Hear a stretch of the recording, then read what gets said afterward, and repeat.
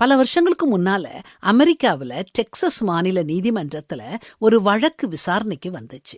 ஒரு தாய்க்கு கைகளும் கால்களும் கிடையாது. அவளுக்கு 5 மாசத்துல ஒரு குழந்தை.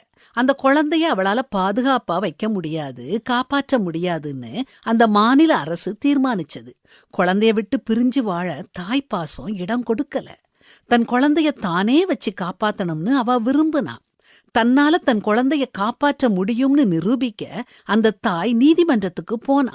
வழக்கு ஆரம்பமானதும் அந்த தாய் நீதிமன்றத்துல செஞ்சது அங்க இருந்த எல்லாரையும் ஆனந்த அதிர்ச்சியில ஆழ்த்துச்சு.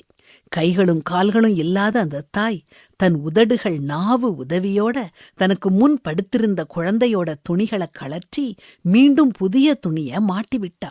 குழந்தைக்கு தேவையான உணவை ஊட்டிவிட்டா. இத பார்த்த நீதிபதி தன்னுடைய நாற்காலிய விட்டு எழும்பி நின்னு அந்த தாயை வணங்குனாரு. அதுக்கப்புறம் அவர் அவளை பார்த்து, திறமைகளை உடல் அளவில் பெற்றிருப்பது உண்மையின் ஒரு சிறு பகுதிதான். உள்ளத்தில் பெற்றிருக்கும் உறுதியே உண்மையான திறமை என்பதை எங்கள் அனைவருக்கும் உணர்த்திய உங்களுக்கு நன்றின்னு சொன்னாரு. யார்கிட்ட குறை இல்ல? நம்ம எல்லார்கிட்டையும் குறைகளும் நிறைகளும் இருக்கத்தான் செய்யுது.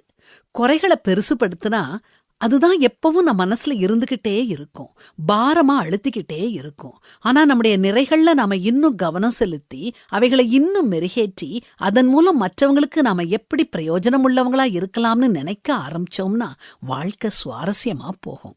அவனவன் பெற்ற வரத்தின்படியே நீங்கள் தேவனுடைய பற்பல கிருபையுள்ள ஈவுகளை பகிர்ந்து கொடுக்கும் நல்ல உக்ரானக்காரர் போல ஒருவருக்கொருவர் உதவி செய்யுங்கள்.